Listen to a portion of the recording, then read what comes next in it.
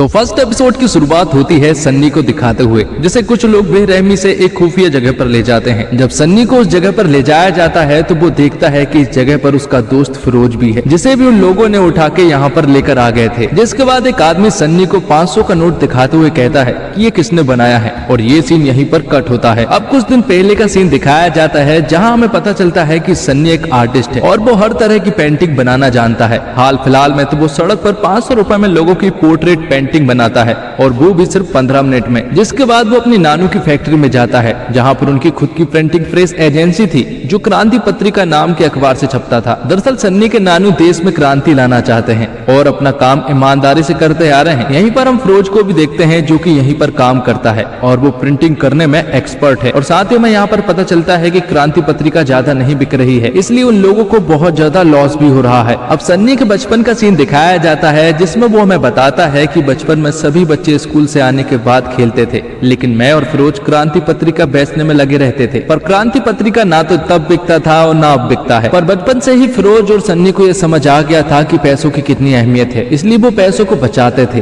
और नानू को दे दिया करते थे। अब प्रेजेंट के सीन को दिखाया जाता है, जहाँ पर हम सन्नी को एक कार में उसकी गर्लफ्रेंड अनन्या के साथ देखते हैं, जो कि सन्नी को 31 दिसंबर की पार्टी ज्वाइन करने के लिए कहती है। दरअसल अनन्या एक बहुत ही बड़े रईस बाप की बेटी है और सन्नी हमेशा उसके लेवल का होना चाहता है। अब 31st नाइट के लिए सन्नी और फिरोज पार्टी के लिए पास लेने के लिए जाने लगते हैं, लेकिन वहां जाने के बाद इन्हें पता चलता है कि एक पास की कीमत 27,000 रुपए है। और वो आदमी सन्नी और फिरोज के पहनावे से समझ गया था कि इनकी पास खरीदने की औकात नहीं है, इसलिए वो आदमी इनसे ठीक ढंग से बात भी नहीं कर रहा था। ये देखकर सन्नी को गुस्सा आ जाता है और वो उस आदमी से झगड़ने लगता है, जिसके बाद वो दोनों यहाँ से चले जाते हैं। अब 31st नाइट के सीन को देखते हैं, जहाँ पर हम अनन्या को सन्नी की पार्टी में आते हुए देखते हैं। दरअसल सन्नी को तो पास नहीं मिले, इसलिए अनन्या को ही उसने यहाँ पर बुला लिया था। अनन्या जानती है कि सन्नी गरीब है और वो उसके लेवल का भी नहीं है, इसके बावजूद वो दोनों एक दूसरे से प्यार करते हैं और सन्नी हमेशा उसके लेवल का होना चाहता है। अब सभी के जाने के बाद हम फिरोज और सन्नी को बैठा हुआ देखते हैं, जहाँ पर कि सन्नी फिरोज से कहता है कि इस देश में पैसों की बहुत ज्यादा वैल्यू है और हम जैसे मिडिल क्लास लोग सिर्फ लोन पर जीते हैं और मरते दम तक इंटरेस्ट चुकाते रह जाते हैं, इसलिए किसी भी हालत में हमें कुछ बड़ा करना होगा। अब अगले दिन सन्नी जब फैक्ट्री में आता है तो वो देखता है कि यहाँ पर ढेर सारे लोग हैं और उसे पता चलता है कि क्रांति पत्रिका जल्द ही बंद होने वाली है और ये फैक्ट्री भी जल्द ही नीलाम हो सकती है,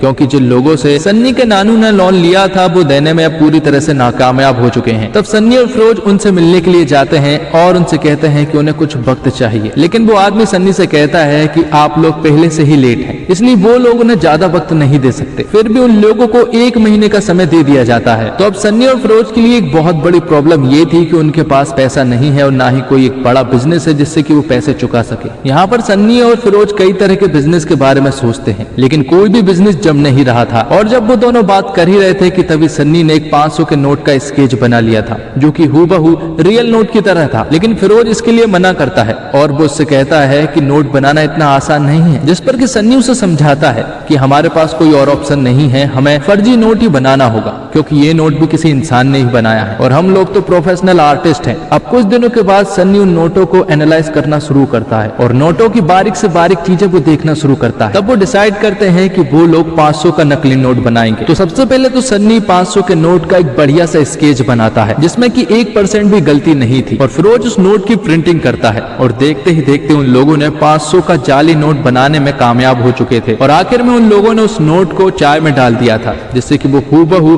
500 की नोट की तरह ही दिख रहा था। तो अब सब कुछ कंप्लीट था, अब बारी थी उस नोट को चलाने की। तब सन्नी और फिरोज एक शराब की दुकान पर जाते हैं, जहाँ पर की काफी भीड़ थी। तो जैसे ही फिरोज उस आदमी को 500 का नोट देता है तो वो आदमी उस 500 के नोट को बड़े ही गहराई से देखने लगता है और उसे देखकर वो पूरी तरह से समझ गया था कि ये एक नकली नोट है। ये देखकर वो आदमी फिरोज को पकड़ने लगता है, लेकिन मौका देखकर सन्नी और फिरोज यहाँ से भाग निकलते हैं, जिनका कई सारे लोग पीछा भी कर रहे थे। आगे जाकर ये उन लोगों से पीछा छुड़ाकर एक जगह पर छिपते हैं, जहाँ पर कि फिरोज सन्नी से कहता है कि देश में बहुत बेरोजगारी है, क्योंकि आधे से ज्यादा लोगों को तो ये मालूम ही नहीं होगा कि आखिर वो हमें पकड़ क्यों रहे हैं। तो अब सन्नी और फिरोज ने जो नोट बनाए हैं वो नोटों को जलाने लगते हैं और सन्नी ये बात सोचता है कि आखिर उस नोट में गलती क्या थी। अब नेपाल के काठमांडू के सीन को दिखाया जाता है, जहाँ पर कि हम मंसूर नाम के एक आदमी को देखते हैं और ये आदमी भी दरअसल जाली नोट बनाने में एक्सपर्ट है और वो अपना काम नेपाल में ही ऑपरेट करता है। तो अब काठमांडू में मंसूर की एक आदमी से मीटिंग है, इसलिए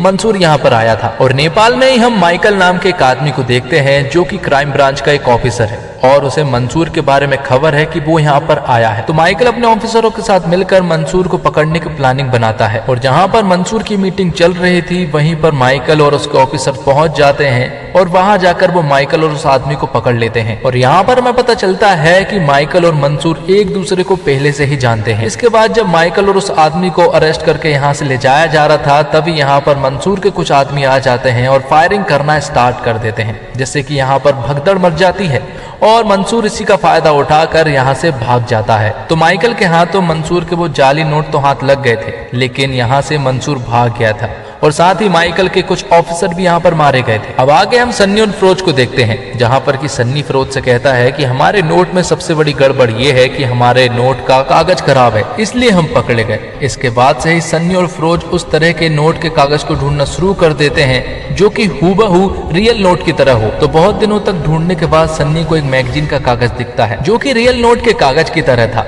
लेकिन वो काफी पतला था। तब ये लोग इसे डबल करके बनाने का सोचते हैं। तब उस मैगजीन के कागज को डबल करके ये लोग एक नोट भी बना देते हैं जो कि हूबहू रियल नोट की तरह था और उसका कागज भी रियल नोट की तरह ही था। तो एक बार फिर से नोट पूरी तरह से तैयार हो चुका था और इस बार चलाने की जिम्मेदारी थी सन्नी की, इसलिए फिर से वो लोग शराब की दुकान पर पहुंच जाते हैं, जहां पर सन्नी फिरोज से कहता है कि अगर कुछ भी गड़बड़ हो तो मेरा हाथ खींच लेना। इसलिए सन्नी उस नोट को चलाने के लिए जब हाथ आगे बढ़ाता है तो कुछ देर तक तो वो शौक में था, क्योंकि उसे ऐसा लग रहा था कि शायद वो फिर से पकड़े जाएंगे और फिर से पिटेंगे। लेकिन इस बार वो कामयाब हो चुके थे। उसके हाथ में शराब थी और चेंज वाले पैसे भी हाथ में थे। तो सन्नी और फिरोज का नोट चल गया था, इसलिए वो दोनों बहुत ज्यादा खुश थे। जिसके बाद एपिसोड की शुरुआत में जो सीन दिखाया गया था वही सीन दिखाया जाता है, जिसमें कि एक 500 का नोट एक आदमी लेकर खड़ा हुआ था और वो आदमी कोई और नहीं बल्कि मंसूर था, जो कि सन्नी से पूछता है कि ये नोट किसने बनाया है और उसे कौन डिस्ट्रीब्यूट करता है। जिस पर कि सन्नी उसे बताता है कि ये नोट हमने बनाया है और हम ही इसे डिस्ट्रीब्यूट करते हैं। जिस पर कि मंसूर अपने आदमी से कहता है कि फिरोज को मार दो और मंसूर का वो आदमी भी अपने ऑर्डर को फॉलो करने लगता है और गोली चला देता है। और इसी के साथ एपिसोड फर्स्ट यहीं पर खत्म होता है। तो सेकंड एपिसोड की शुरुआत में हमें सन्नी के बचपन का सीन दिखाया जाता है, जहाँ पर वो हमें बताता है कि बचपन में ही उसकी माँ की डेथ हो गई थी, जिसके बाद उसके पिता ने ही उसका ख्याल रखा। वो लोग गरीब थे, इसलिए उसके पिता हमेशा कुछ बिजनेस शुरू करने की सोचते और कुछ लोगों से पैसा उधार लेते, लेकिन जब वो पैसे देने में नाकामयाब हो जाते हैं तो वो शहर को ही छोड़कर भाग जाते हैं। और ऐसा सन्नी के पिता ने कई बार किया। अब कुछ दिनों के बाद वो लोग फिर से शहर छोड़कर जा रहे थे, तो यहाँ पर सन्नी के पिता सन्नी से कहते हैं कि वो उसे उसके नानू के यहाँ पर ले जा रहे हैं। दरअसल सन्नी के पिता समझ गए थे कि सन्नी का उनके साथ रहना ठीक नहीं होगा, इसलिए वो उसे छोड़कर चले जाते हैं। जहाँ पर सन्नी उन्हें काफी देर तक ट्रेन में ढूंढता है, लेकिन कहीं पर भी सन्नी के पिता नजर नहीं आते हैं। और ट्रेन की खिड़की से बाहर देखने पर सन्नी देखता है कि काफी सारे लोग ढेर सारा पैसा लूट रहे हैं, जबकि सन्नी को ये बात नहीं मालूम थी कि ये पैसा सन्नी के पिता का ही है और वो मारे गए हैं। लेकिन फिर भी वो स्टेशन पर उतरकर एक पेंटिंग बनाता है ताकि उसके पिता इस पेंटिंग को देखें और वापस आ जाए। इस तरह से वो ढेर सारी पेंटिंग बनाता है और फिर एक दिन उसके पास फिरोज नाम का लड़का आता है और वो उससे कहता है कि वो इसी तरह स्केच बनाता रहे, क्योंकि हम इससे पैसा कमा सकते हैं। और फिर ऐसा ही करते हैं, वो लोग स्केच बनाते जाते हैं और पैसा कमाते जाते हैं। और फिर कुछ दिनों के बाद सन्नी के नानू यहाँ पर आ जाते हैं, जो कि सन्नी को लेने के लिए आए थे। यहाँ पर सन्नी फिरोज को भी अपने साथ ले जाने के लिए कहता है, जिससे कि नानू भी मान जाते हैं। अब प्रेजेंट के सीन को दिखाया जाता है, जहाँ पर कि हमें पता चलता है कि फिरोज जिंदा है, बस उसे डराने के लिए वो गोली चलाई गई थी। अब फ्लैशबैक में एक और स्टोरी शुरू होती है और हम मेघा नाम की एक लड़की को देखते हैं, जो कि आरबीआई की एक ऑफिसर थी। वो यहाँ पर कुछ मिनिस्टरों को एक ऐसी मशीन के बारे में बता रही थी जो कि नकली नोटों को डिटेक्ट करती हो, लेकिन यहाँ पर जो बैठे मिनिस्टर हैं वो इसकी बात को ठीक ढंग से सुन ही नहीं रहे थे। और यहीं पर हम माइकल को भी देखते हैं, जो कि मेघा की बातों को पूरी तरीके से सुन रहा था। जिसके बाद जब मिनिस्टर यहाँ से जाने लगते हैं तो माइकल उनके पीछे पीछे जाता है और उनसे कहता है कि उसे अपनी पुरानी टीम वापस चाहिए, लेकिन मिनिस्टर इसके लिए साफ मना कर देते हैं। अब अगले सीन में हम सन्नी और फिरोज को देखते हैं, जो कि एक आदमी से नकली नोटों की डील करने के लिए गए थे, लेकिन उस आदमी को सन्नी के नोट में डाउट लग रहा था। तब सन्नी दो असली नोट के बीच में एक नकली नोट को मिक्स कर देता है और उनसे कहता है कि अगर उन्होंने नकली नोट को पहचान लिया तो वो उसे 1 लाख रुपए देंगे। सन्नी उनसे कहता है कि आप नहीं बता सकते हैं, क्योंकि ये नोट मैंने बनाए हैं। इसके बावजूद मैं ये नहीं बता सकता कि आखिर इनमें से असली नोट कौन सा है और नकली कौन सा। तो 500 का नोट वो लोग इस आदमी को 150 में बेचने वाले थे और उन्हें 2 करोड़ रुपए का ऑर्डर भी मिल जाता है। लेकिन अब प्रॉब्लम ये थी कि आखिर ये लोग उस आदमी को 2 करोड़ के नकली नोट कैसे देंगे, क्योंकि उनके पास सिर्फ 1 हफ्ता ही था। अब अगले सीन में हम माइकल को देखते हैं जिसने की काफी ज्यादा मात्रा में शराब पी हुई थी। तो यहाँ पर माइकल उस मिनिस्टर की एक लड़की के साथ की एडल्ट फोटो उस मिनिस्टर के पास भेज देता है। तब मिनिस्टर का तुरंत ही माइकल के पास कॉल आता है और वो उससे कहता है कि उसने अभी तक फोटो को डिलीट क्यों नहीं किया है, जिस पर कि माइकल उनसे कहता है कि उसे अपनी टीम चाहिए। यहाँ पर माइकल काफी शराब के नशे में था, इसलिए वो मिनिस्टर को गाली गलौज भी कर देता है और मिनिस्टर कॉल कट कर देता है। आगे हम सन्नी को क्रांति पत्रिका की फैक्ट्री में देखते हैं और यहीं पर सन्नी के मुंह बोले चाचू भी यहीं पर मौजूद थे। यहाँ पर सन्नी उनसे कहता है कि अगर उन्हें ढेर सारा अखबार छापना हो तो एक दिन में वो कितना अखबार छाप सकते हैं। तो चाचू सन्नी की बात को समझ गए थे कि आखिर वो किसकी बात कर रहा है, क्योंकि ड्रॉज में एक नकली नोट का स्केच रखा हुआ था जिसे देखकर चाचू समझ गए थे कि सन्नी नकली नोट बनाना चाह रहा है। जिस पर कि सन्नी उनसे कहता है कि हमारे पास कोई और ऑप्शन नहीं है इस फैक्ट्री को बचाने के लिए, इसलिए उन्हें ये रास्ता अपनाना ही होगा। यहाँ पर सन्नी अपना नकली नोट भी चाचू को बताता है और उनसे कहता है कि ये एकदम असली की तरह है, इसलिए इसे चेक करने के लिए वो एक रेस्टोरेंट में जाते हैं, जहाँ पर चाय ऑर्डर करने के बाद जब वो बिल देते हैं तो यहाँ का ओनर जब वो 500 के नोट को चेक करता है तो उन्हें ये असली लगा और उन्होंने चुपचाप रख लिया। तो अब चाचू भी सन्नी और फिरोज की मिशन में जुड़ चुके थे, लेकिन वो सन्नी से कहते हैं कि हमें ढेर सारे नोट बनाने के लिए भी नोट की जरूरत पड़ेगी, क्योंकि अभी हमारे पास बिल्कुल भी पैसा नहीं है। तब सन्नी और फिरोज उसी आदमी के पास जाते हैं जिससे कि उन्होंने पहले से ही लोन ले रखा है। यहाँ पर वो उस आदमी से कहते हैं कि उन्हें कुछ पैसे चाहिए और पुराना वाला जो लोन है और अभी का जो लोन है वो 2 महीने के अंदर चुका देंगे, लेकिन इस बार भी उन्हें 1 महीने का ही समय मिलता है, जो कि उनके लिए काफी था। अब अगले सीन में हम मेघा को देखते हैं जो कि अपने ऑफिस में थी, जहां उसे काठमांडू वाले मिशन के बारे में पता चलता है कि क्राइम ब्रांच के लोगों ने यहां से 2000 के नकली नोट बरामद किए थे और इस मिशन का हेड माइकल था, इसलिए मेघा माइकल को भी सर्च करने लगती है। अब अगले दिन माइकल फिर से मिनिस्टर के पास पहुंच जाता है और उनसे कहता है कि उसे अपनी टीम चाहिए क्योंकि उसे एक मिशन पर जाना है। लेकिन यहाँ पर मिनिस्टर हाथ जोड़कर माइकल से कहता है कि वो उसे उसकी टीम नहीं दे सकता और साथ ही मिनिस्टर माइकल से कहता है कि उसे शराब पीकर गाली देना बंद करे क्योंकि वो ब्लैकमेल नहीं होने वाला। अब फिरोज एक पेपर वाली फैक्ट्री में कॉल करता है और उनसे नोट वाले पेपर की मांग करता है, लेकिन वो एजेंसी गवर्नमेंट थी इसलिए वो देने से साफ मना कर देते हैं। लेकिन उन्हें वो पेपर का बंडल किसी भी हालत में चाहिए था, इसलिए वो अपने एक दोस्त अनीस के पास जाते हैं और उससे मदद मांगते हैं। तब अनीस यहाँ पर ढेर सारे लोगों को लेकर आ जाता है, जबकि उन्हें सिर्फ 2-3 लोगों की ही जरूरत थी, इसलिए यहाँ पर अनीस के साथ जितने भी लोग आए हुए थे उन सभी को यहाँ से भगा दिया जाता है। अब ये लोग सामने वाली फैक्ट्री की बिल्डिंग पे थे जहाँ पर वो वॉचमैन पर नजर रखे हुए थे, लेकिन आज इंडिया का क्रिकेट मैच था इसलिए सारे एरिया के वॉचमैन वहीं पर आकर क्रिकेट मैच देखने लगे थे। तब अनीस अपने सारे लोगों को बुला लेता है और इन सारे वॉचमैन को ये लोग बंदी बना लेते हैं। सन्नी अंदर जाकर पेपर चेक करने लगता है। काफी देर तक ढूंढने के बाद उन्हें असली वाला पेपर मिल जाता है। तो असली वाले पेपर के बंडल के साथ साथ ये लोग कई सारे और पेपर के बंडल भी साथ में ले आते हैं, क्योंकि ताकि किसी को शक ना हो कि ये लोग सिर्फ उसी पेपर को लेने के लिए आए थे। अब सन्नी, फिरोज और चाचू नकली नोट को बनाने में लग जाते हैं और देखते ही देखते ये लोग 2 करोड़ छाप डालते हैं, जिसके बाद ये उसी आदमी के पास जाते हैं और 2 करोड़ रुपए उसे दे देते हैं। बदले में जो इनका पैसा बन रहा था वो आदमी ने पैसे दे देता है, पर जाते जाते वो आदमी इनसे कहता है कि उसे और पैसे की जरूरत होगी, जिस पर कि सन्नी मान जाता है और देखते ही देखते ये लोग ढेर सारा पैसा छापना शुरू कर देते हैं। और फिर कुछ दिनों के बाद जिन लोगों से उन्होंने पैसे लिए थे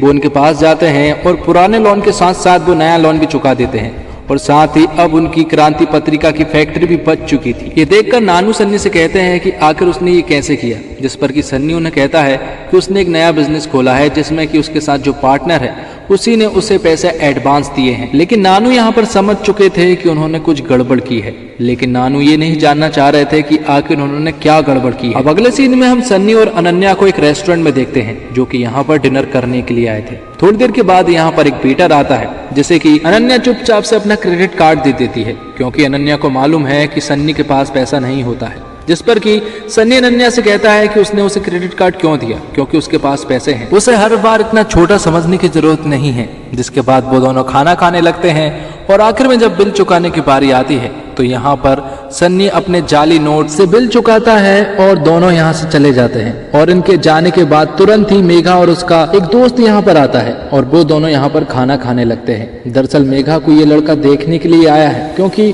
उसके फैमिली वालों ने इस लड़के को पसंद किया है, लेकिन मेघा अभी शादी नहीं करना चाहती है। और खाना खाने के बाद जब बिल चुकाने की बारी आती है तो मेघा यहाँ पर पहले से ही एक नोट को देखती है जो कि 500 का था और उसे ये नोट नकली लगा, इसलिए वो तुरंत ही काउंटर पर जाती है और उनसे कहती है कि वो आरबीआई के ऑफिसर है, इसलिए हाल फिलहाल में जितने लोगों ने 500 के नोट देकर गए हैं वो सारे नोट उसे चाहिए। वही दूसरी तरफ हम माइकल को देखते हैं जो कि टीवी पर न्यूज देख रहा होता है और टीवी पर न्यूज थी कि किसी ने पेपर फैक्ट्री से ढेर सारे पेपर चुरा लिए हैं। और जब वो न्यूज देख ही रहा होता है कि तभी उसके पास मिनिस्टर का कॉल आता है और मिनिस्टर उससे कहता है कि उसे उसकी टीम मिल जाएगी, लेकिन उसे मेरा एक छोटा सा काम करना होगा, जिसके लिए माइकल मान जाता है। आखिर वो काम क्या था ये तो फिलहाल नहीं बताया गया। तो अब सन्नी ने लोन के पैसे भी चुका दिए थे और उनकी फैक्ट्री भी नीलाम होने से बच गई थी, जिसके बाद चाचू सन्नी से कहते हैं कि इतना सब कुछ हो जाने के बाद अब उन्हें प्रिंटर मशीन को बेच देनी चाहिए ताकि उनके पास कुछ और पैसा आ जाए। लेकिन यहाँ पर सन्नी उनसे कहता है कि ये सारी चीजें तो हमने अभी किसी के लिए किए हैं,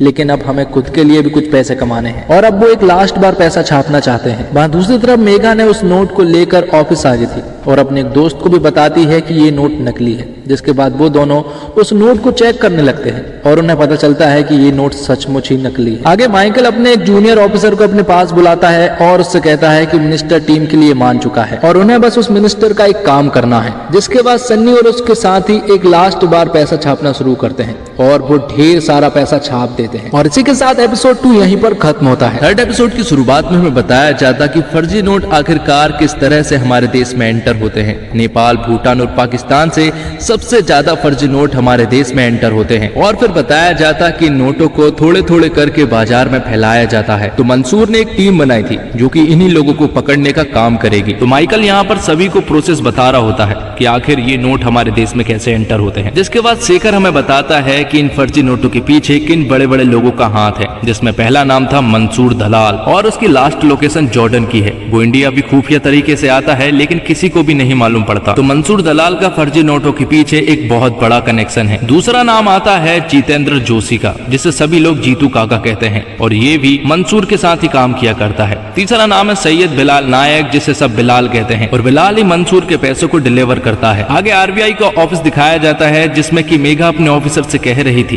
कि जो नोट उसे रेस्टोरेंट से मिला है वो उसकी लोकेशन जानना चाहती है और इस नोट के पीछे कौन है वो ये छानबीन भी करना चाहती है।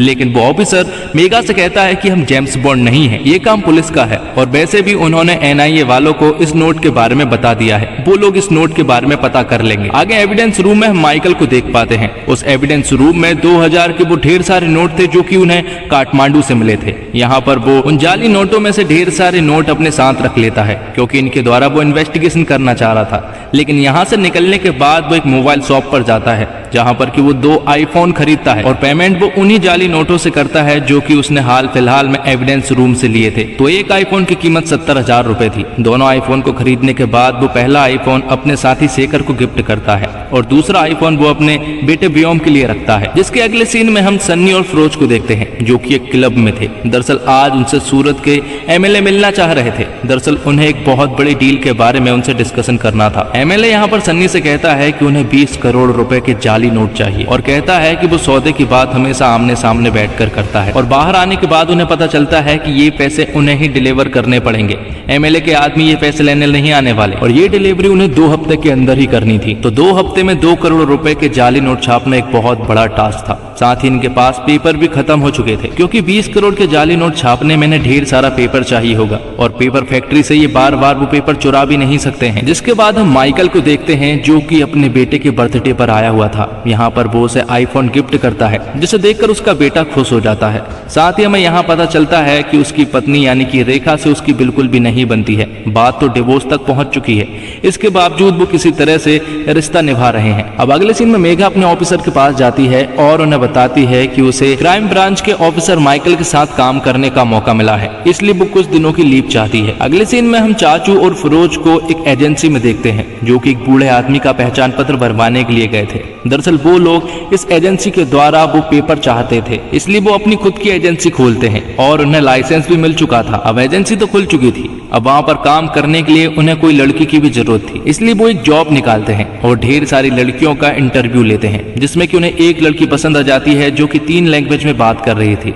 इसलिए उसकी जॉब पक्की हो जाती है। आगे हम मेघा को देखते हैं जो कि माइकल सर के पास आई हुई थी और उन्हें बताती है कि वो आरबीआई में काम करती है और जाली नोट पकड़ने में एक्सपर्ट है, और साथ ही वो उन्हें बताती है कि उसने एक ऐसी चिप भी बनाई है जिससे कि जाली नोटों को पकड़ा जा सकता है। यहाँ पर उसे एक नोट दिया जाता है और उससे कहा जाता है कि इस नोट की पहचान करो कि ये असली है या फिर नकली। तो वो अपने मोबाइल का एक ऐप निकालती है और उस नोट को स्कैन करने के बाद बताती है कि ये नोट नकली है। मेघा उनसे कहती है कि उन्हें मेरी जरूरत जरूर पड़ेगी, इसलिए माइकल उसे जॉब पर रख लेता है। अब अगले सीन में हम फिरोज और अनीस को एक टेलीफोन डायरेक्टरी के ऑफिस में देखते हैं। दरअसल वो यहाँ से ढेर सारी टेलीफोन डायरेक्टरी खरीदना चाहते थे और 50% के भाव से वो यहाँ की टेलीफोन डायरेक्टरी खरीद लेते हैं। अब अगले दिन मेघा माइकल सर के पास आती है और उनसे कहती है कि कुछ दिन पहले वो एक रेस्टोरेंट में गई थी जहां उसे 500 का एक जाली नोट मिला है और वो चाहती है कि जिसने ये नोट बनाया हम उसे ढूंढे। शहर में 100 से ज्यादा प्रिंटिंग प्रेस है, लेकिन उस रेस्टोरेंट के आसपास सिर्फ 11 ही ऐसे प्रिंटिंग प्रेस है जहां पर कि ये नोट छपे जा सकते हैं, और अगर हमने वो 11 प्रिंटिंग प्रेस चेक कर लिए तो यकीनन वो आदमी हमें मिल जाएगा जिसने ये नोट बनाया है। लेकिन यहाँ पर माइकल सर मेघा से कहते हैं कि फिलहाल ये जरूरी नहीं है, वो तो आराम से पकड़ा जाएगा, अभी फिलहाल सिर्फ हमें मंसूर पर फोकस करना है। इतना बोलकर माइकल और शेखर यहाँ से चले जाते हैं, लेकिन मेघा को उन 11 प्रिंटिंग प्रेस की इन्वेस्टिगेशन करनी थी। तब वो माइकल के बिना परमिशन के एक परमिशन लेटर पर उनकी सील ले लेती है और जाकर पुलिस वालों को बता देती है, जिससे कि वो उसके साथ कोऑपरेट करना शुरू कर देते हैं और धीरे धीरे करके वो शहर के उन सारे प्रिंटिंग प्रेस को चेक करने लगते हैं जहाँ पर कि अखबार छपे जा सकते हैं। और रास्ते में उन्हें क्रांति पत्रिका नाम का प्रिंटिंग प्रेस दिखता है, इसलिए वो उस जगह पर जाने लगते हैं। यहाँ दूसरी तरफ सन्नी और फिरोज बिना टेंशन के पैसों को छाप रहे थे, लेकिन थोड़ी ही देर के बाद चाचू को मालूम पड़ता है कि उनके प्रिंटिंग प्रेस के सामने पुलिस आ चुकी है। तो वो तुरंत ही सन्नी को बताते हैं और सन्नी को जब ये बात पता चलती है तो वो तुरंत ही खिड़की पर जाते हैं और उन लोगों को देखते हैं। और लोगों को ऐसा लग रहा था कि फैक्ट्री को बंद देखकर ये यहाँ से निकल जाएंगे, लेकिन ये लोग तो अंदर आने का ठान कर बैठे थे। मशीन भी आवाज कर रही थी, लेकिन ये लोग मशीन भी बंद नहीं कर सकते थे, क्योंकि अगर इन्होंने मशीन बंद की तो एक बहुत बड़ा बंडल का नुकसान हो जाएगा। तो 15 मिनट में वो बंडल पूरी तरह से छपकर तैयार हो जाएगा। और तभी चाचू के पास उन पुलिस वालों का कॉल आता है। तब चाचू उनका ध्यान बटाने के लिए बाहर चले जाते हैं, जिस पर कि वो पुलिस वाले चाचू से कहते हैं कि इस फैक्ट्री को खोलो, जिस पर कि चाचू उनसे कहते हैं कि वो इस फैक्ट्री का ओनर नहीं है, इस फैक्ट्री का ओनर माधव है और बिना परमिशन के वो इस फैक्ट्री को नहीं खोल सकता। लेकिन तभी मेघा नोटिस करती है कि अंदर से मशीन चलने की आवाज आ रही है, पर थोड़ी देर में ही वो तुरंत बंद भी हो जाती है। लेकिन ये सुनने के बाद तो अब उन्हें अंदर जाना ही था, इसलिए शटर को खुलवाया जाता है और वो लोग अंदर जाकर चेक करना शुरू कर देते हैं। यहाँ फैक्ट्री के अंदर ही फिरोज और सन्नी सारे पेपर्स वाले नोटों को लेकर एक रूम में छिपे हुए थे, लेकिन मेघा यहाँ पर कुछ कटिंग के टुकड़े देखती है। साथ ही वहीं पर एक बॉक्स भी था जिसमें कि वो सारे खराब नोट पड़े हुए थे और मेघा उस बॉक्स के धीरे धीरे नजदीक भी जा रही थी। साथ ही हम मेघा के पीछे ही सन्नी को देख पाते हैं, जिसके हाथ में एक स्पैनर था और वो बस मेघा को मारने ही वाला था। लेकिन तभी यहाँ पर मेघा के पास माइकल सर का कॉल आ जाता है और उन्हें ये बात मालूम चल चुकी थी कि उसने परमिशन लेटर पर उनका सील लिया है। और यहाँ उस पुलिस ऑफिसर के पास भी एसीपी सर का कॉल आ जाता है और वो तुरंत ही यहाँ से निकल जाने को कहते हैं। ये सुनने के बाद तो मेघा और वो पुलिस ऑफिसर तुरंत ही यहाँ से निकल पड़ते हैं, जिससे कि सन्नी और उसके साथी बाल बच चुके थे। जिसके बाद ये अपना काम करना फिर से शुरू करते हैं। लेकिन थोड़ी देर के बाद हम देखते हैं कि यहाँ पर सन्नी के नानू आ जाते हैं और उनके हाथ में ढेर सारा पैसा भी था और वो सन्नी से कहते हैं कि उन्हें नहीं मालूम है कि ये पैसे उसके पास कहाँ से आए, शायद वो रखना भूल गया होगा। जबकि सन्नी को ऐसा लग रहा था कि वो लोग पकड़े गए हैं, जिस पर चाचू सन्नी को बताते हैं कि ये पहले भी हो चुका है। वो बताता है कि माधव की मेमोरी धीरे धीरे लॉस हो रही है। यहाँ ऑफिस में मेघा माइकल सर से माफी मांगती है और उनसे कहती है कि ऐसा दोबारा नहीं होगा, जिस पर कि माइकल सर भी उसे माफ कर देते हैं।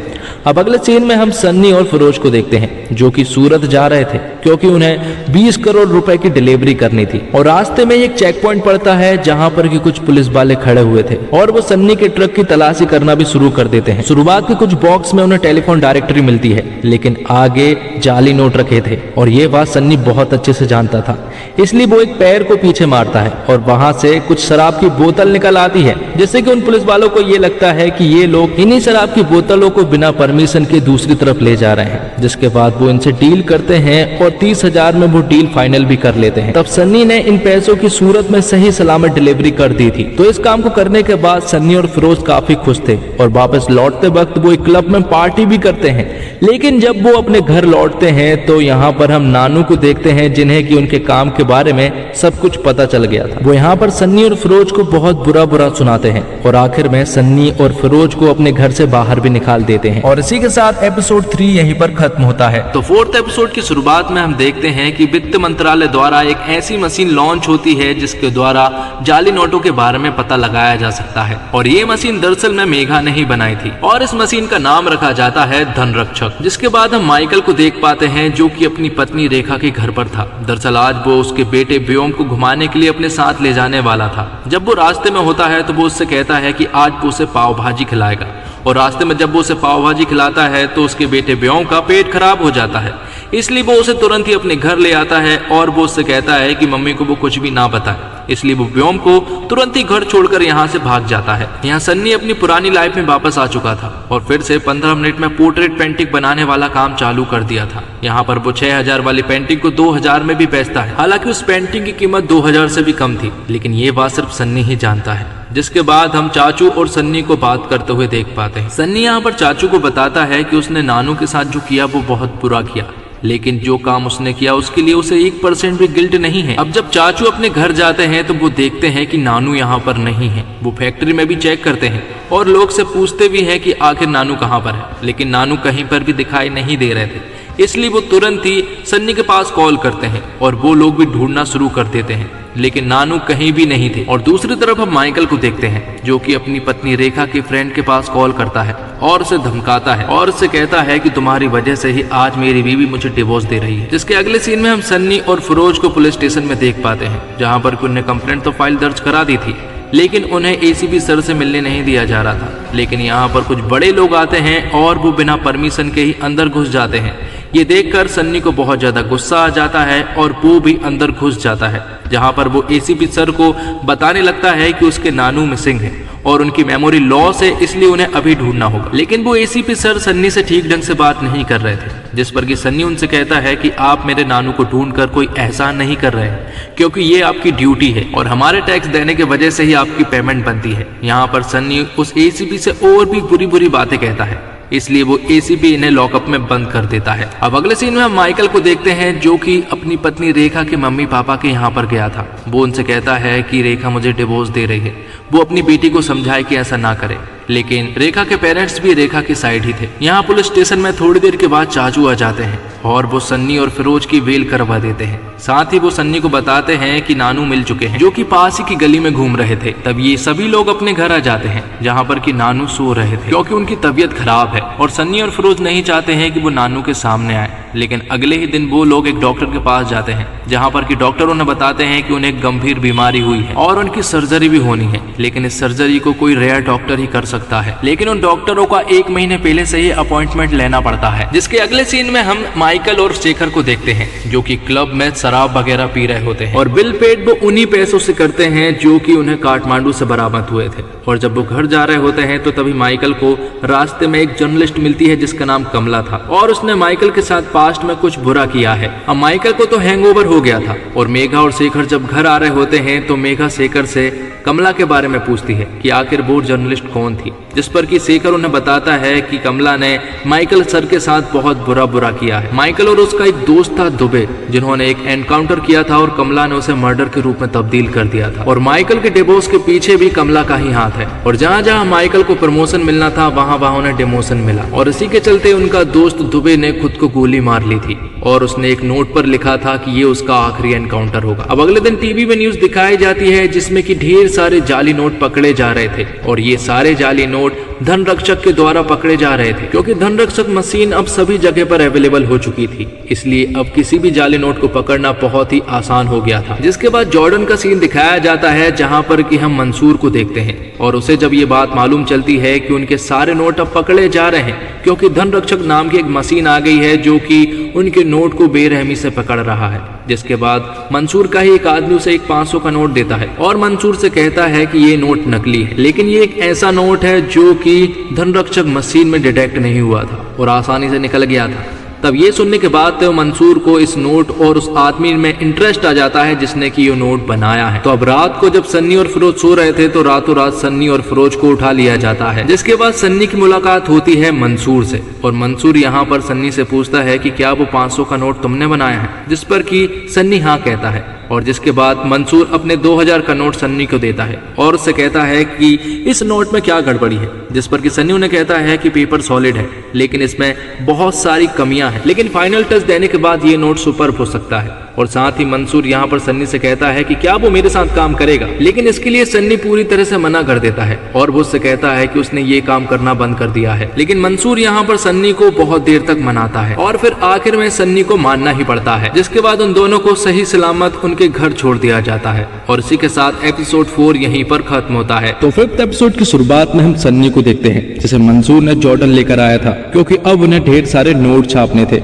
यहाँ पर पहुंचने के बाद सन्नी सबसे पहले 2000 के नोट की डिजाइन तैयार करता है जो कि काफी कॉम्प्लिकेटेड थी। और साथ ही फिरोज और सन्नी यहाँ पर देखते हैं कि मंसूर के पास एक से एक हाईटेक वाली मशीन है जिनसे आसानी से ढेर सारा पैसा छापा जा सकता है। तो बस सन्नी को अब एक ऐसा नोट बनाना था जो कि धनरक्षक मशीन में डिटेक्ट ना हो पाए। तो फाइनली उन लोगों ने 2000 का नोट बना लिया था, लेकिन वो धनरक्षक मशीन में बार बार डिटेक्ट हो रहा था। लेकिन आखिरकार उन्होंने एक ऐसा नोट बना लिया था जो कि धनरक्षक मशीन में डिटेक्ट नहीं हो रहा था, मतलब कि अब ये नोट मार्केट में उतरने के लिए एकदम तैयार था। जिसके बाद मंसूर सन्नी को अपने कुछ दोस्तों से मिलाता है जिनमें कि जीतू काका और बिलाल थे। यहाँ पर मंसूर बिलाल को नोट बताते हुए कहता है कि उन्होंने नोट तैयार कर लिया है। दरअसल बिलाल ही वो आदमी है जो कि बिलाल के नोटों को डिस्ट्रीब्यूट करता है। जिसके बाद नोट छापने शुरू हो जाते हैं और ये लोग कई हजार करोड़ नोट छाप बैठते हैं। अब अगले सीन में हम माइकल को देखते हैं जो कि चेल्लम सर से बात कर रहा होता है। और चेल्लम सर को आपने द फैमिली मैन सीरीज में पहले भी देख चुके होंगे, जो कि रॉ के एक ब्रिलियंट एजेंट है। और यहाँ पर चेल्लम सर माइकल को बताते हैं कि उन्हें बिलाल की लोकेशन पता चल गई है। चेल्लम सर माइकल को बताते हैं कि बिलाल बांग्लादेश में है। और ये बात पता होने के बाद तो माइकल तुरंत ही अपने ऑफिसरों के पास जाता है और उन्हें बताता है कि बिलाल बांग्लादेश में है और किसी भी हालत में हमें बिलाल को पकड़ना ही होगा। लेकिन ये भी एक ओवरसीज मिशन होने वाला था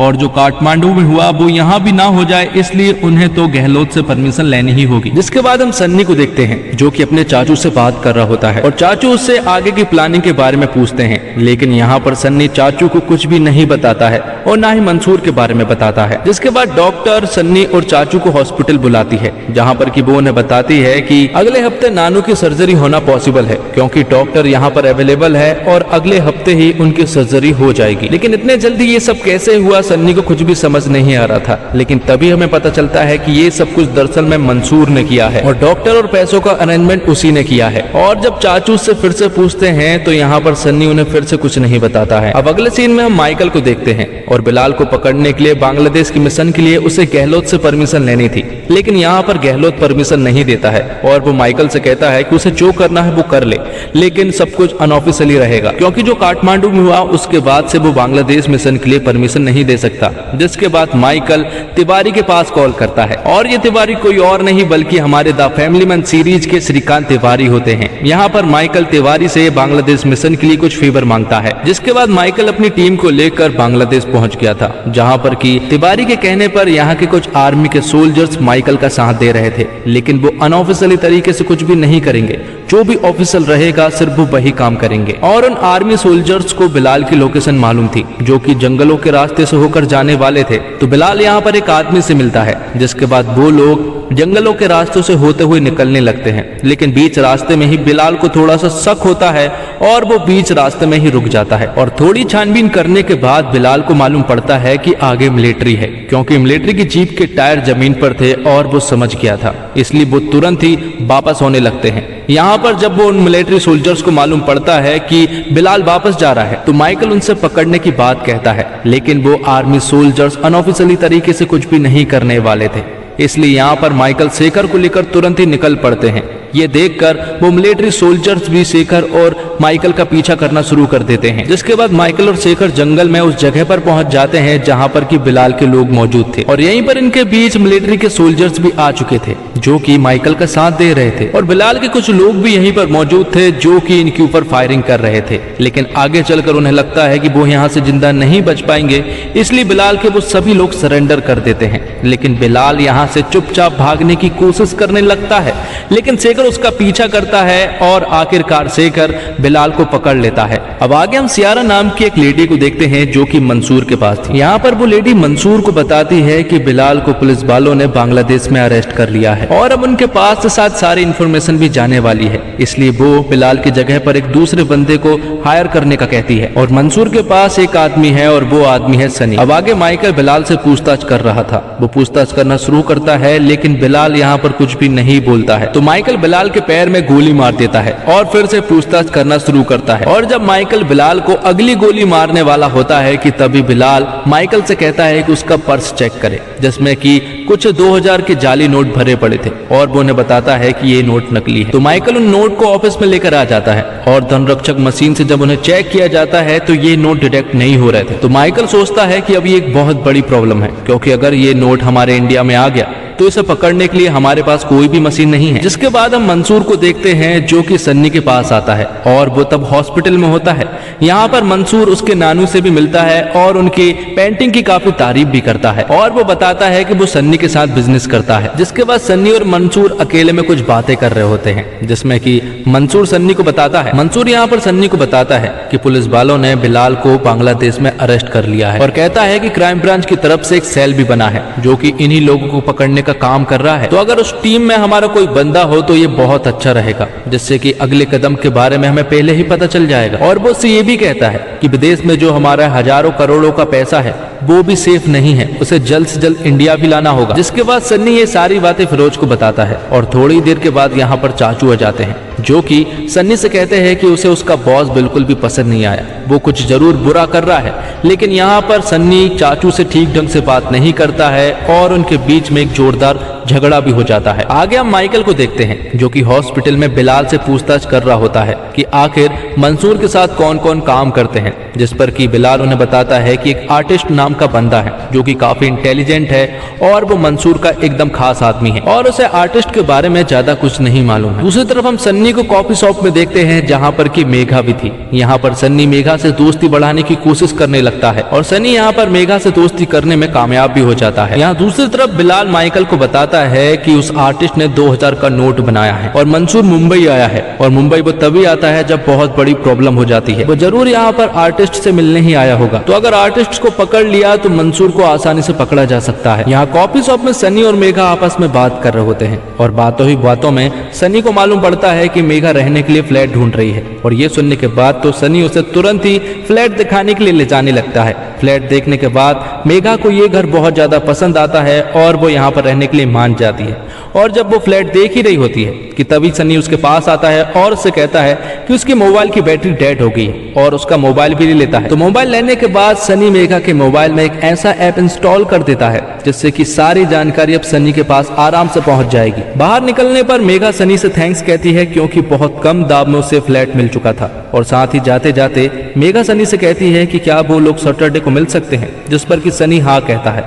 और जब मेघा के पास मैसेजेस आना शुरू होते हैं तो यहाँ हमें पता चलता है कि ये सारे मैसेजेस दरअसल में सन्नी को भी दिखाई दे रहे हैं। और इसी के साथ एपिसोड 5 यहीं पर खत्म होता है। तो 6 एपिसोड की शुरुआत में हम मंसूर और सनी को देखते हैं। यहाँ पर मंसूर सनी से कहता है कि उन्हें एक ऐसे नए रूट की तलाश है जिससे कि आसानी से पैसों को इंडिया लाया जा सके। तो अब इनका टारगेट एक ऐसे रूट को खोजना था जिसके बारे में किसी को भी नहीं मालूम हो, क्योंकि बिलाल पुलिस वालों की कस्टडी में है और बिलाल पुलिस वालों को सारे रूट के बारे में बता देगा। जिसके बाद हम माइकल के कुछ ऑफिसरों को बिलाल से पूछताछ करते हुए देख पाते हैं। यहाँ पर बिलाल ने अपने एक इन्फॉर्मर से बात की थी जो कि मंसूर के साथ ही रहता था और उसने कोड वर्ड में बिलाल से बात की थी कि कोई भी रूट सेफ नहीं है, लेकिन माल बहुत ज्यादा है और वो माल किसी भी हालत में इंडिया में जरूर पहुंचेगा। वो बताता है कि 12,000 करोड़ को इंडिया में लाने का प्लान है, लेकिन वो किस रूट से आने वाला है ये उसे नहीं मालूम है। अगले सीन में हम सनी और मेघा को एक रेस्टोरेंट में देखते हैं। दोनों यहाँ पर काफी सारा वक्त बिताते हैं और ढेर सारी बातें भी करते हैं। और जब वो दोनों बात कर ही रहे होते हैं कि तभी यहाँ पर सनी की एक्स गर्लफ्रेंड आ जाती है जिसका नाम अनन्या होता है। तो अनन्या यहाँ पर मेघा से बात करती है और उसे जलन भी हो रही थी और थोड़ी देर के बाद अनन्या यहाँ से चली जाती है और फिर तभी मेघा के पास कुछ मैसेजेस आते हैं जिसमें कि शेखर सर ने कहा था कि उन्हें एक जरूरी बात करनी है, इसलिए सभी लोग मीटिंग में पहुंचे। यहाँ माइकल सर सभी को बता रहे होते हैं कि 12,000 करोड़ को इंडिया में लाया जाना है और वो किस रूट से आने वाला है ये हमें नहीं मालूम है, लेकिन हमें कड़ी निगरानी करनी होगी ताकि वो नोट और उन आदमियों को पकड़ा जा सके। तो यहाँ पर सनी नए रूट की खोज की तलाश में लग जाता है। सबसे पहले वो सोचता है कि हमें ये सारा पैसा नेपाल बॉर्डर से लाना चाहिए, लेकिन ये सारी इंफॉर्मेशन पुलिस वालों तक पहुंच रही थी और तभी यहाँ पर हम एक इन्फॉर्मर को देखते हैं जो कि मंसूर के यहाँ पर रहकर बिलाल को सारी खबर देता था। आगे हम मेघा और सनी को आपस में वक्त बिताते हुए देखते हैं और जब मेघा के पास कुछ मैसेजेस आते हैं वो सारे मैसेजेस सनी के पास भी पहुंचते हैं और इस बार गुजरात रूट के बारे में बात हो रही थी। तब सनी मंसूर भाई के पास कॉल करता है और उन्हें बताता है कि जिस रूट के बारे में हम प्लानिंग करते हैं उन रूट के बारे में पहले ही पुलिस वालों को मालूम चल जाता है। हमारे बीच में जरूर कोई ना कोई इन्फॉर्मर जरूर है, इसलिए हमें बहुत ही सतर्कता से ये काम करना होगा। वहाँ दूसरी तरफ ऑफिस में भी सबके ऊपर शक होता है क्योंकि इनकी सारी बातें भी बाहर लीक हो रही थी, इसलिए माइकल सर सभी के मोबाइल फोन ले लेते हैं। अब सनी फिर से मंसूर भाई से कांटेक्ट करता है और उन्हें नए रूट के बारे में बताता है और उनके पास एक प्लान भी था जिसके बारे में वो लोग डिस्कस कर रहे होते हैं। अब आगे इंडिया और बर्मा के बॉर्डर पर नागालैंड को दिखाया जाता है और इसी सीमा से एक ट्रक आता है जिसे कि कुछ मिलिट्री सोल्जर्स उस ट्रक को अपने कब्जे में ले लेते हैं और इस ट्रक में से 6 करोड़ के जाली नोट मिलते हैं। और थोड़ी देर के बाद माइकल सर के पास मेघा का कॉल आता है और मेघा माइकल सर को बताती है कि चेन्नई के बॉर्डर पर उन्हें 5 करोड़ रुपए के जाली नोट मिले हैं। लेकिन माइकल सर को कुछ भी समझ नहीं आ रहा था कि आखिर ये सब कुछ क्या हो रहा है, क्योंकि बाहर से तो 12,000 करोड़ रुपए आने थे लेकिन ये तो टुकड़ों में आ रहे हैं। जिसके बाद मेघा माइकल सर को बताती है कि दरअसल में ये पुराने स्टॉक का जाली नोट है क्योंकि ये धनरक्षक मशीन में डिटेक्ट हो रहा है और जो हाल ही में नोट बना है वो धनरक्षक मशीन में डिटेक्ट नहीं हुआ था, मतलब कि वो कहीं ना कहीं सेफ है और इन पैसों से हमारे ध्यान भटकाने का काम चल रहा है। जिसके बाद हम सनी और मंसूर भाई को बात करते हुए देख पाते हैं और ये लोग गुजरात के अलंग से पैसों को लाने का प्लान बना लेते हैं। थोड़ी देर के बाद यहाँ पर सनी और उसके साथी एक आदमी के पास जाते हैं जिनके पास ये सिप थी और ओमान के द्वारा अलग में पैसा लाया जाना था। जिसके बाद ओमान का सीन दिखाया जाता है जहाँ एक क्लब में सनी और फिरोज थे। यहीं पर एक आदमी से वो डील करते हैं जो कि सिप को अलग ले जाने वाला था। यहाँ पर वो उसे $8,000 में मना लेते हैं, पर यहाँ पर फिरोज सनी से कहता है कि उनका सिप में जाना ठीक नहीं होगा। लेकिन सनी उससे कहता है कि सिप में पैसा सेफ तो होगा लेकिन हमारा उसके साथ रहना जरूरी है। तो जब ये लोग सिप से रास्ता तय कर रहे होते हैं तब सनी की तबीयत बिगड़ने लगती है और उसे उल्टियां भी हो रही थी। तब यहाँ पर एक लड़की सनी को एक गोली देती है जिससे कि उसे नींद आ जाती है और जब सनी जागता है तो उसके पास एक अर्जेंट कॉल आता है और उसे बताया जाता कि अलंग में नारकोटिक्स वाले पहले ही पहुंच चुके हैं और वो यहाँ पर छानबीन भी कर रहे हैं, इसलिए पैसों से भरा सिप को यहाँ ना लाया जाए बल्कि वो लोग वापस चले जाएं। इसलिए सनी तुरंत ही ड्राइवर के पास जाता है और उससे कहता है कि हमें वापस जाना होगा क्योंकि अगर हम वहां पहुंचे तो हमें पुलिस पकड़ लेगी। लेकिन यहाँ पर ड्राइवर उससे कहता है कि वो लोग वापस नहीं जा सकते क्योंकि उनके पास इतना फ्यूल ही नहीं है। तब वो लोग एक प्लान बनाते हैं और मुंबई की एक जगह पर उन कंटेनर में ट्रैकर लगाकर उन्हें पानी में छोड़ देते हैं और यहाँ पर उनके पास 3 कंटेनर थे और तीनों कंटेनरों में वो ट्रैकर लगाकर उन्हें पानी में छोड़ देते हैं। जिसके बाद खाली सिप को वो मुंबई भेज देते हैं, जिसे देखकर बहुत सारी भीड़ उमड़ आई थी और टीवी पर भी न्यूज चलाई जा रही थी कि एक अनजान सिप हमारे मुंबई में जा पहुंचा है जो कि भटक चुका था। लेकिन इस सिप पर माइकल सर को पूरी तरह से शक हो रहा था। वो शेखर को भी ये बात बताते हैं और तुरंत ही उस जगह पर पहुंच जाते हैं। लेकिन यहाँ पर छानबीन करने पर उन्हें कुछ भी गड़बड़ नहीं लगी। लेकिन दूसरी तरफ सनी अपने साथियों के साथ उस जगह पर पहुंच जाता है जहाँ पर कि कंटेनर थे। वहां से वो उन सारे कंटेनरों को आसानी से निकाल लेता है और ट्रक के सहारे उन्हें ले जाने लगता है। और आगे हम सनी और फिरोज को देखते हैं जो कि अपने काम से बहुत ज्यादा खुश थे और पैसों के ढेर पर वो बैठे हुए थे। और इसी के साथ एपिसोड 6 यहीं पर खत्म होता है। तो 7th एपिसोड की शुरुआत में हम सनी और फिरोज को देखते हैं जिन्होंने अपने काम को पूरी तरह से कंप्लीट कर लिया था और अब उनके पास ढेर सारा पैसा भी था, इसलिए वो एक फ्लैट भी खरीद लेते हैं। और अब सनी और फिरोज को ऐसा लगने लगा था कि आगे शायद अब कोई भी प्रॉब्लम नहीं आएगी। जिसके बाद हम माइकल को गहलोत के यहाँ पर देखते हैं जहाँ पर माइकल गहलोत को बताता है कि देश में 12,000 करोड़ रुपए की एंट्री हो चुकी है जो कि पूरी तरह से फेक है और उन्हें किसी भी मशीन के द्वारा पहचाना नहीं जा सकता। यहीं पर मेघा भी थी, जो कि गहलोत से कहती है कि हम ऐसे नोटों को सुपर नोट कहते हैं क्योंकि ये पूरी तरह से परफेक्ट होते हैं, इन्हें कोई भी नहीं पकड़ सकता, इन्हें सिर्फ एक ही तरीके से पहचाना जा सकता है और वो भी इन नोटों को जलाकर। और फेक नोट जब जलता है तो वो थोड़ा सा लाल हो जाता है। जिसके बाद हम सन्नी के नानू को देखते हैं। यहाँ पर सन्नी अपने नानू के पास आता है और उनसे कहता है कि अब हमारी क्रांति पत्रिका ऑनलाइन हो चुकी है, जिसका नाम उन लोगों ने ई क्रांति रखा था। मतलब कि अब कोई भी क्रांति पत्रिका को ऑनलाइन पढ़ सकता है, जो कि नानू का सपना था। तो मेघा के पास जो ऐप सन्नी ने डाला था, उस ऐप के द्वारा फिरोज भी उसके मैसेजेस पढ़ता था और फिरोज उससे कहता है कि वो मेघा के प्यार में पड़ गया है, जबकि हमें उससे दूर रहना चाहिए क्योंकि हम उसके क्लोज सिर्फ उसे यूज करने के लिए गए थे। अब आगे हम सन्नी को मेघा के घर पर देखते हैं। यहाँ पर दोनों आपस में कुछ बातें करते हैं, जिसके बाद सन्नी मेघा को एक पेंटिंग गिफ्ट करता है और सन्नी मेघा को बताता है कि ये पेंटिंग उसने 15 साल की उम्र में बनाई थी। जिसके बाद मेघा सन्नी को कुछ अलग अलग देशों के नोट बताती है और उनसे कहती है कि ये सारे नोट जाली नोट है और इन्हीं नोटों में हमारा 500 का नोट भी था, जो कि सनी ने ही बनाया था। मेघा उससे कहती है कि जो फेक नोट लोगों ने बनाए हैं वो सारे लोग पकड़े गए हैं, सिवाय इस 500 का नोट जिसने बनाया है वो ही नहीं पकड़ा गया है, लेकिन जल्द वो भी पकड़ा जाएगा। अब वो दोनों बाहर आकर कुछ खाना खाते हैं और आपस में थोड़ा टाइम स्पेंड करते हैं, जिसके बाद सेल्फी वगैरह लेते हैं और फिर घर आ जाते हैं। घर आने के बाद उनके बीच नजदीकियां काफी बढ़ चुकी थी और वो इंटीमेट भी हो जाते हैं। जिसके बाद सुबह होती है तो सनी चुपचाप से मेघा के मोबाइल को उठाता है और उसके मोबाइल से वो ऐप इंस्टॉल कर देता है, जिससे कि वो मेघा के मोबाइल पर नजर रखा करता था। जिसके बाद मेघा अपने 500 का नोट देखती है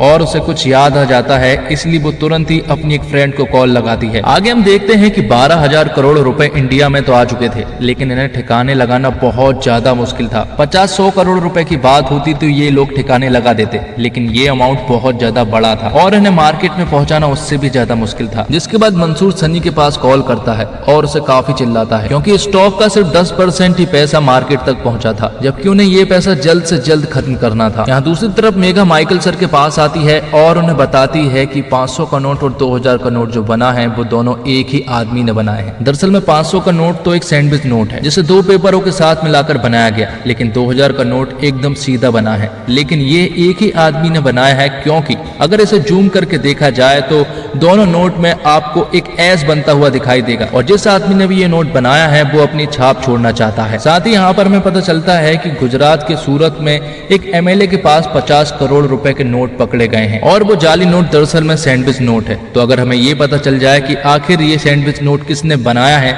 तो हम पता कर सकते हैं कि 2000 के नोट भी किसने बनाए हैं। इसलिए हमें सूरत के एमएलए का मुंह खुलवाना होगा। अब आगे हम माइकल और शेखर को एमएलए के यहाँ पर देखते हैं, जहाँ पर कि उसके ऊपर कई सारे आरोप लगे हुए थे, लेकिन माइकल उनसे कहता है कि अगर वो हमें बता दे 20 करोड़ के नोट आपको किसने डिलीवर किए हैं तो सीबीआई उसका पीछा छोड़ देगी। लेकिन एमएलए उनसे आश्वासन चाहता था और उनसे गारंटी मांगता है कि क्या गारंटी है कि सीबीआई मेरा पीछा छोड़ देगी। तब माइकल तुरंत ही गहलोत सर के पास कॉल करता है, लेकिन गहलोत सर कॉल नहीं उठाते हैं और व्हाट्सएप पे भी मैसेज सीन नहीं कर रहे थे। और फिर कुछ देर के बाद एक न्यूज पब्लिक में फैलती है और ये खबर गहलोत के पास भी पहुंच चुकी थी कि 2000 करोड़ के नोट इंडिया में आ चुके हैं, जो कि पूरी तरह से फर्जी हैं, जबकि ये न्यूज दरअसल में माइकल ने ही न्यूज में फैलाई थी। जिसके बाद गहलोत माइकल को बुलाता है और कहता है कि ये तुम्हारा काम है, लेकिन माइकल उनसे कहता है कि ये उसका काम नहीं है, यहाँ पर वो एक फेवर के लिए आया है। माइकल उससे कहता है कि ये नोट आर्टिस्ट नाम के एक आदमी ने बनाया है और अगर आर्टिस्ट पकड़ा गया तो जरूर मंसूर भी पकड़ा जाएगा और अगर मंसूर पकड़ा गया तो अगले इलेक्शन में आप ही की जीत होगी। उन्हें बस एक काम करना होगा कि एमएलए को किसी भी तरह से आप बनाएं। तो माइकल के कहने पर गहलोत तुरंत ही एमएलए के पास कॉल करता है और उससे आर्टिस्ट के बारे में पूछता है, लेकिन आर्टिस्ट के पते के बारे में तो उन्हें नहीं मालूम था, लेकिन उससे डील करने का कॉन्टेक्ट था, इसलिए उसे डील करने की प्लानिंग करने लगते हैं। तब एमएलए अपने कुछ आदमियों को कॉल लगाता है और आर्टिस्ट से डील करने को कहता है। ये बात अब फिरोज के पास भी पहुंच चुकी थी, जबकि उनके लिए तो ये एक सुनहरा मौका था, क्योंकि उन्हें तो ये पैसे ठिकाने ही लगाने थे। जिसके बाद हम सन्नी और मेघा को खाना खाते हुए देख पाते हैं कि तभी सन्नी के पास फिरोज का कॉल आता है और वो उसे बताता है कि सूरत का एमएलए हमसे फिर से डील करना चाहता है। जबकि दूसरी तरफ हम देखते हैं कि माइकल सर और मेघा भी ये सारी बातें सुन रहे होते हैं और फिर वो बार्गेनिंग करना शुरू कर देते हैं। एमएलए ने एक बहुत ही अच्छा ऑफर देता है, लेकिन फिलहाल डील फाइनल नहीं होती है। अब घर आने पर माइकल फिरोज से कहता है कि उसे इस काम में थोड़ी गड़बड़ी लग रही है, क्योंकि हमें थोड़ा काम स्लो करना चाहिए, क्योंकि हमारे पास एक बहुत बड़ा अमाउंट है और सोच समझकर ही हमें इन पैसों को मार्केट में ले जाना होगा। जिसके बाद हम मंसूर को देखते हैं, जिसके पास सियारा आती है और वो उससे कहती है कि जो पैसा इंडिया में है उन्हें जल्द से जल्द मार्केट में ले जाना होगा,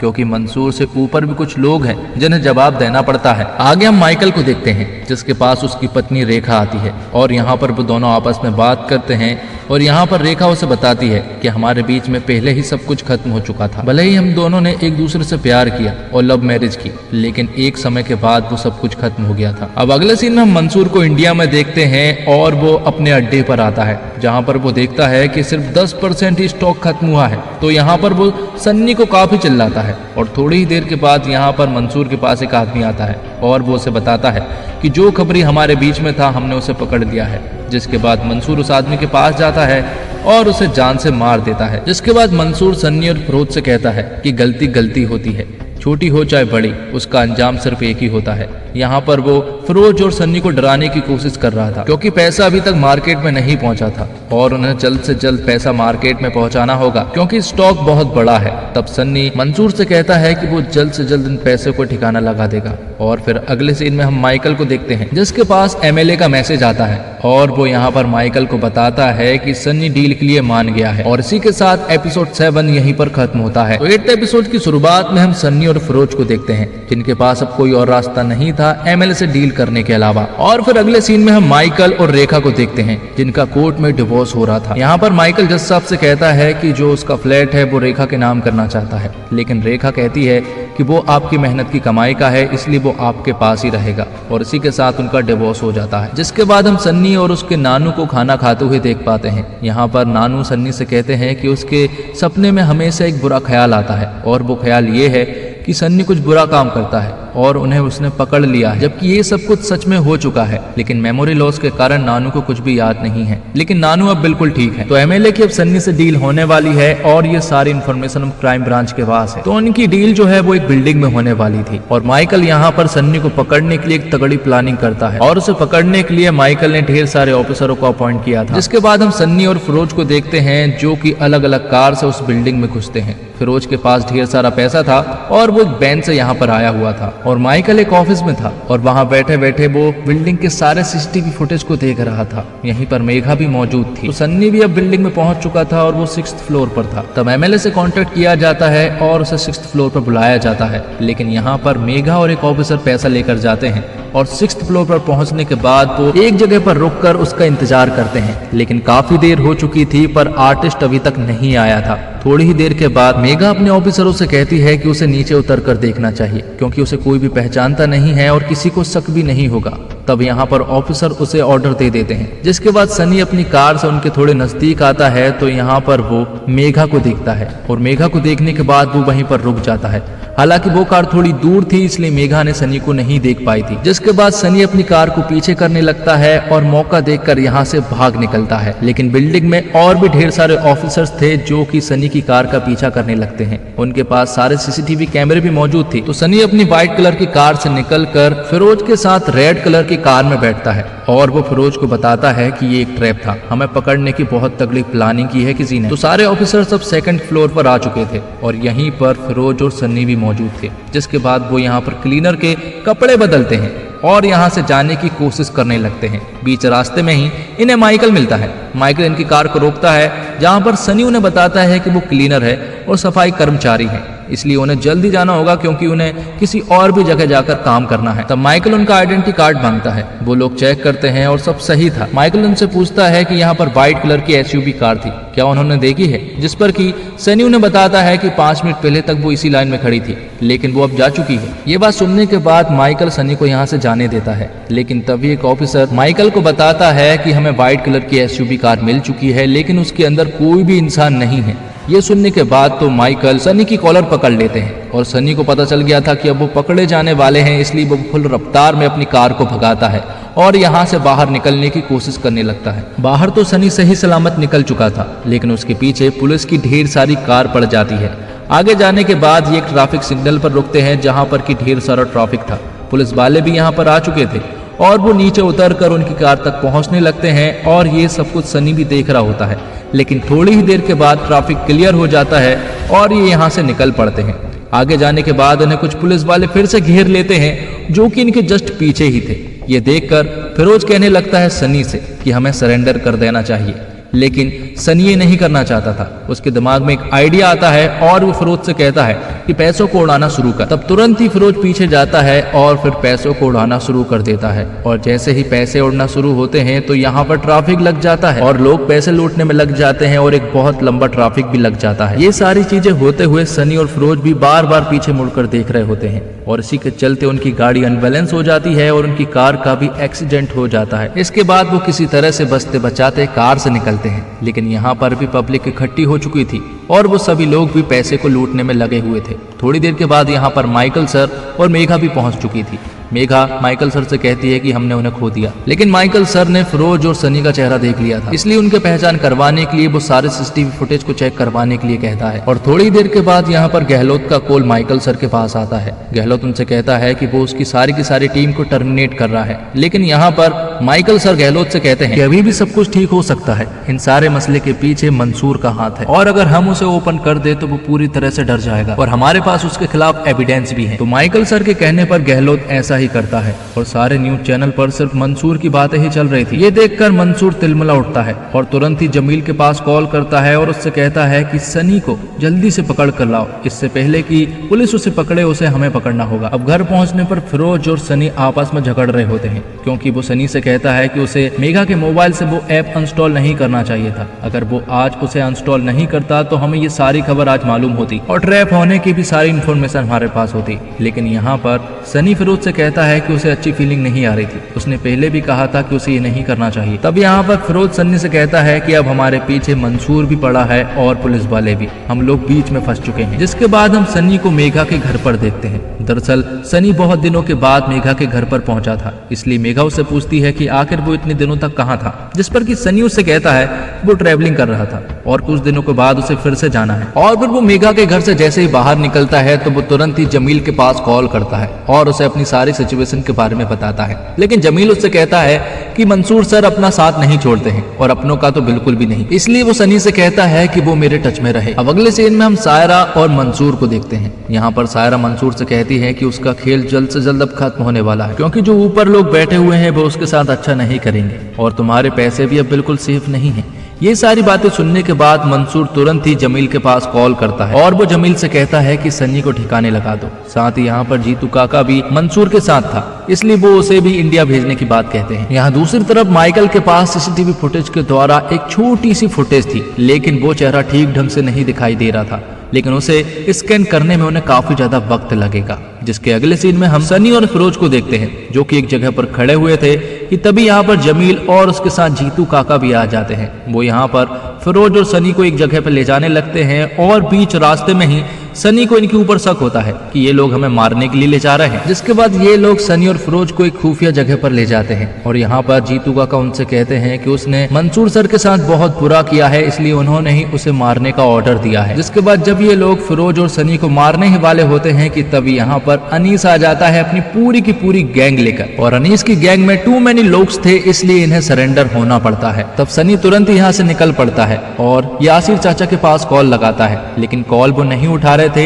इसलिए वो उनके पास एक वॉइस मैसेज छोड़ देता है। अब अनीस उन्हें एक घर में लाता है जहाँ पर अनीस उनसे कहता है कि उन्हें कुछ दिनों के लिए अंडरग्राउंड हो जाना चाहिए, क्योंकि मंसूर और पुलिस उन्हें ढूंढ रही है और किसी भी वक्त उन्हें वो ढूंढ सकती है। और तभी सनी के पास यासिर चाचा का कॉल आता है और वो उसे बताते हैं कि क्रांति पत्रिका फैक्ट्री में आग लग चुकी है और उस फैक्ट्री के अंदर नानू भी थे और उनकी भी डेथ हो गई है। यहाँ दूसरी तरफ माइकल की फैमिली अब डिवोर्स होने के बाद अपने घर को शिफ्ट कर रही होती है। जाते जाते माइकल अपने बेटे से मिलता है और खुशी खुशी उनसे बाय कहता है। जिसके बाद अनीस सनी और फिरोज के पास आता है और उन्हें ट्रेन की टिकट्स देता है और उनसे कहता है कि उनकी ट्रेन रात को है। तब सनी यहाँ पर फिरोज से कहता है कि वो स्टेशन चला जाए, वो उसे स्टेशन पर ही मिलेगा, उसे एक छोटा सा काम करना है। जिसके बाद सनी अपनी गन को निकाल कर यहाँ से निकल पड़ता है। तो यहाँ सनी का चेहरा स्कैन हो रहा था और स्क्रीन के आगे मेघा बैठी हुई थी, लेकिन सिर्फ 50% चांसेस ही हैं कि सनी का चेहरा एक्सपोज होगा, लेकिन अगर एक्सपोज हुआ तो वो सबसे पहले मेघा को ही दिखाई पड़ेगा। यहाँ माइकल सर अपनी फैमिली से बिछड़कर पूरी तरह से डिप्रेस्ड हो चुके थे और खुद को बहुत ज्यादा अकेला महसूस कर रहे थे, इसलिए वो यहाँ पर शराब भी पी रहे होते हैं। जिसके बाद मंसूर के अड्डे को दिखाया जाता है जहाँ पर कि जमील था और थोड़ी ही देर के बाद यहाँ पर सनी आ जाता है और वो जमील से बात करने की कोशिश नहीं करता,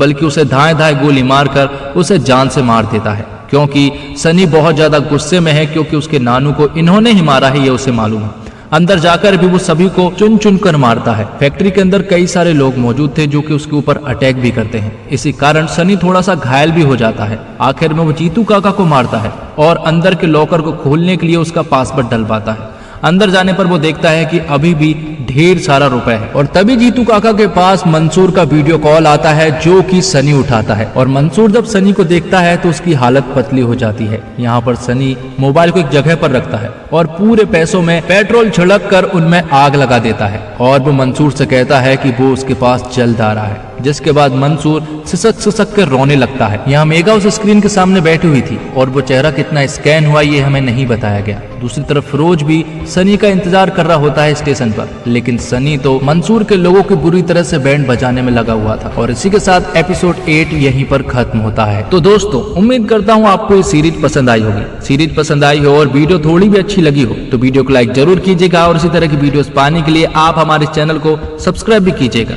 साथ ही आप हमें कमेंट बॉक्स में बता सकते हैं कि आपको ये सीरीज कैसी लगी। मिलते हैं एक और नई वीडियो के साथ, तब तक के लिए आप हमारे चैनल के साथ बने रहिए। धन्यवाद। जय हिंद, जय भारत, जय